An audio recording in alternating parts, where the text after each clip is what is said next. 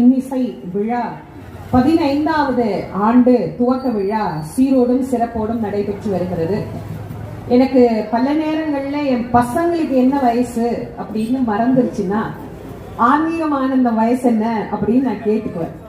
ஏன்னா என் குழந்தைகள் பிறந்த போது நான் துவங்கிய விழா இந்த ஆன்மீகம் ஆனந்தம் விழா. அதனால என் குழந்தைகளினுடைய வயது ஆன்மீகம் ஆனந்தத்தினுடைய வயது. இது ஒரு குழந்தை மாதிரி தான்.